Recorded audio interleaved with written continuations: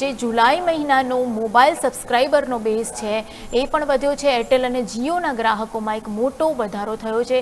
ભારતીય એરટેલે જુલાઈમાં સૌથી વધુ નવા ગ્રાહકો ઉમેર્યા છે। લગભગ 2.69 મિલિયન નવા યુઝર્સ છે એ ભારતીય એરટેલમાં જોડાયા છે। અને રિલાયન્સ જીઓની વાત કરીએ તો 2.45 મિલિયન યુઝર્સ નવા જોડાયા છે, એટલે લગભગ 24 લાખ નવા ગ્રાહકો છે એ રિલાયન્સમાં જોડાયા છે।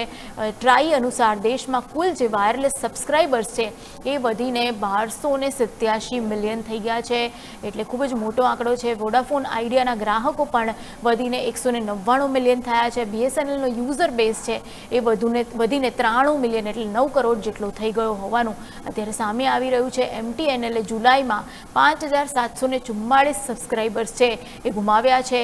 5G FWAમાં રિલાયન્સ જીઓ 9.27 મિલિયન સબસ્ક્રાઈબર્સ સાથે સૌથી આગળ છે। ભારતીય એરટેલનો 5G FWA બેઝ છે એ 3.94 મિલિયનનો છે।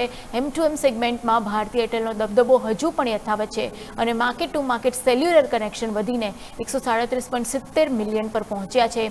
એક્ટિવ વાયરલેસ યુઝર્સ છે એનો આંકડો પણ વધીને 1.2 અબજનો થયો છે, એટલે જુલાઈ મહિનો પણ સબસ્ક્રાઈબર્સ વધારવાની બાબતે જે ટેલિકોમ કંપનીઓ છે એના માટે એક મોટો સારો વધારો લઈને આવ્યું છે। જૂનમાં પણ આપણે જોયું કે સબસ્ક્રાઈબર બેઝ વધ્યો હતો અને જુલાઈમાં પણ વધ્યો છે, અને એનો સૌથી મોટો ફાયદો એરટેલ અને જીઓને મળી રહ્યો છે, કારણ કે સૌથી વધારે નેટવર્ક અત્યારે જો કોઈ હોય તો આ બે જ કંપનીઓ અત્યારે કોમ્પિટિશનમાં છે અને સૌથી વધારે લાભ પણ એ જ લઈ રહી છે।